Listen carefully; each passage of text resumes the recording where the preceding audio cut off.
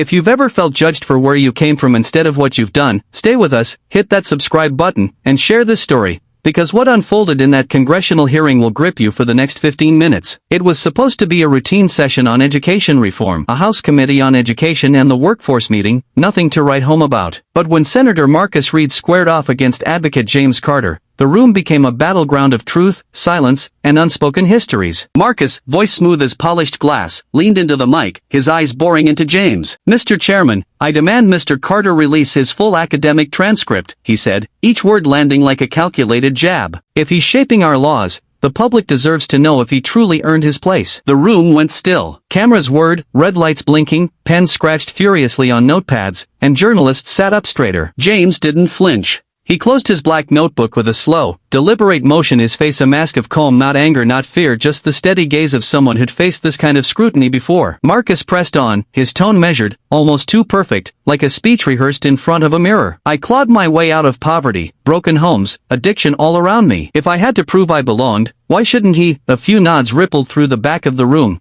Murmurs of agreement from a cluster of suited attendees. But James sat unmoved, hands folded, his silence louder than any rebuttal. The air thickened, heavy with anticipation. This wasn't just a hearing, it was a chess match, and Marcus had just moved his queen. The committee room, packed with educators, students, parents, and reporters, buzzed with whispers. Marcus adjusted his tie, a practiced smile flickering, but something in his eyes betrayed a shadow of doubt. James, meanwhile, didn't shift, his calm like a storm waiting to break. The tension wasn't just in their words, it was in their presence. Marcus stood tall, shoulders squared, exuding the confidence of a man used to winning. James, seated, exuded something else, control, the kind that doesn't need to shout. Then came the first crack in the facade. A woman stood, unannounced, her voice steady but raw, cutting through the hum. She clutched a pale blue guest badge, her hands trembling slightly. "Excuse me," she said, her voice not loud but piercing. "I'm a public school teacher. I didn't plan to speak, but if we're questioning credentials, why don't we ask why some lawmakers dodge accountability while preaching it?" The room stopped breathing, heads turned, some to Marcus, some to James. A few attendees whispered, "Who is she?" Marcus gripped the podium, his knuckles whitening,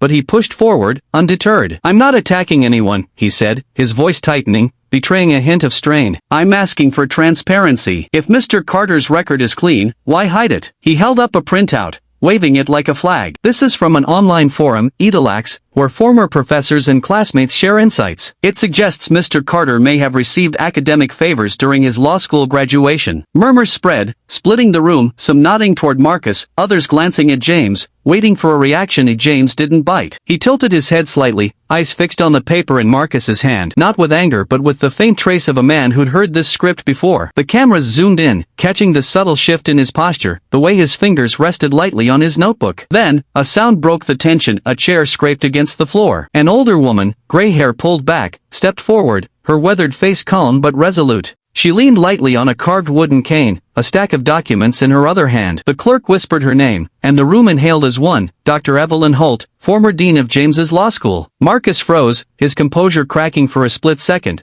his eyes darting to his staff as if to ask, "How did this happen?" James didn't glance back. He exhaled, slow and steady, like a man who'd been carrying a weight only he knew. Dr. Holt didn't need a microphone. Her voice, low and unshakable, filled the chamber. "I taught both men," she said, holding up a faded document in a clear plastic sleeve. "This is James Carter's thesis, Justice in Practice, a Legal Divide, written while his father was in the hospital, fighting for his life. He didn't ask for extensions. He didn't ask for pity. He submitted it on time, top of his class, winner of the 2012 National Civil Rights Essay Award." She paused, letting the words settle. The room was silent, not a cough, not a shuffle. She turned to Marcus, her gaze steady, not accusing but piercing. "You, Senator Reed, asked for a semester off during your final year. I granted it, no questions asked. Your family needed you, and I believed in second chances. But you stand here questioning him?" The room didn't gasp, it froze, like truth had walked in and locked the door. Marcus's jaw tightened, his thumb tapping rapidly on the edge of his chair, a nervous tic he couldn't hide. Sweat glistened on his forehead, but he didn't wipe it. James rose, not to speak, but to nod at Dr. Holt, a quiet acknowledgement of a truth he'd never needed to shout. The cameras caught it all, Marcus's faltering posture, James's unshakable stillness,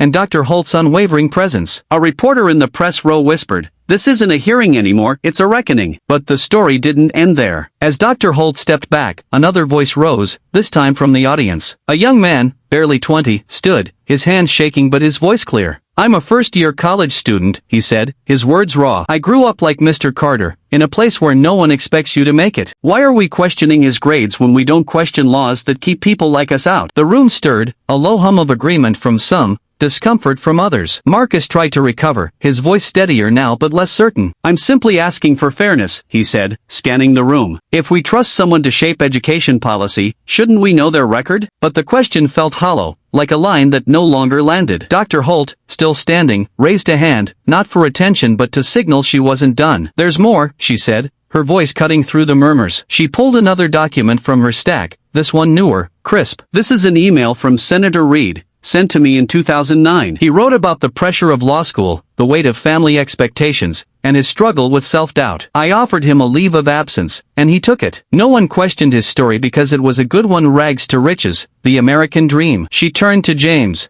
"Mr. Carter sent me one email that same year. His father was in his final days of chemo. He didn't ask for time off. He asked if he could take his exam in a hospital waiting room so he wouldn't miss the deadline." The room went quieter still, if that was possible. A woman in the third row, a parent wearing a faded jacket, dabbed her eyes with a tissue. A C-SPAN mic caught her whisper, "I didn't know." Marcus's hands were clasped so tightly his knuckles were white. He didn't look up, his eyes fixed on the podium, his thumbs still tapping. The cameras panned to James, who met Dr. Holt's gaze, not for validation but for a shared understanding. "Tell them," his eyes seemed to say. "Let them know." Dr. Holt continued, her voice softer now but no less powerful. "I've seen many students in my 30 years. Some wear their struggles like badges, demanding recognition. Others, like Mr. Carter, carry them quietly, because they know the work matters more than the story." She placed the documents on the table, not with a flourish but with purpose, and nodded once, not in triumph but in truth. As she turned to leave, the room stayed silent, no claps, no whispers, just the weight of what had been said. But the moment wasn't over. A man in a gray suit, a senior committee member, leaned into his mic. "Dr. Holt, thank you for your testimony. But I have a question for Mr. Carter." All eyes turned to James, who hadn't spoken since his initial response. The man continued, "Why didn't you defend yourself? Why let the senator's claims stand unchallenged?" James paused, his hands still resting on his notebook. When he spoke, his voice was calm, deliberate, every word chosen with care. "I didn't come here to prove myself to one man," he said. "I came to speak for the kids who don't get a seat at this table. My grades don't change their reality. My silence doesn't mean I'm hiding, it means I'm listening, waiting for the truth to speak for itself." The room didn't erupt. It absorbed his words like a tide pulling back. A young reporter typed furiously, her screen glowing with a live tweet, "Silence isn't surrender. It's strength waiting for the right moment." The hearing continued, but the energy had shifted. Marcus tried to pivot, addressing the committee with a new angle on admissions policies, but his words lacked their earlier bite. The audience wasn't with him anymore. A woman in the back, a former classmate of James's, leaned to her friend and whispered, "He used to study at 5 a.m., even when his dad was sick. I thought he was just driven. I never knew the half of it." Her friend nodded, eyes fixed on James, who sat as still as ever, his blue pen unmoving in his hand. The cameras lingered on him, not for drama but because his presence demanded it. A PBS analyst later wrote, "That was the moment the hearing flipped, not when Dr. Holt spoke, but when James chose not to." His silence was louder than any argument. As the session neared its close, another unexpected voice broke through. A teenage girl, a high school student invited as a guest, stood, her voice trembling but resolute. "I'm here because I want to be a lawyer someday," she said. "I've been told I'm not good enough because of where I'm from." "Mr. Carter, you didn't just speak for yourself today. You spoke for me." A soft sob escaped someone in the audience, and the cameras caught it. A mother, clutching her daughter's hand, nodding silently. Marcus looked down, his thumb no longer tapping, his hand still. He didn't respond. He couldn't. The room wasn't his anymore. By nightfall, the clip was everywhere, 4.5 million views, thousands of shares, trending on X and YouTube. One line echoed across platforms. Some used pain as an excuse, others turned it into purpose. News outlets tried to spin it, some editing the clip to soften Marcus's misstep, but the full video lived on, raw and unfiltered. A law student posted, "I used to think speaking up was power. Today, I learned silence can be louder." Another user, a teacher, wrote, "This is why we fight for our kids, not for grades, but for their truth." James didn't do interviews, didn't post statements, didn't chase the spotlight. A week later, a reporter caught him outside a community center where he was meeting with students from underserved schools. "Did you win that day?" they asked. Mike thrust forward. James paused, his calm unshaken. "I wasn't there to win," he said.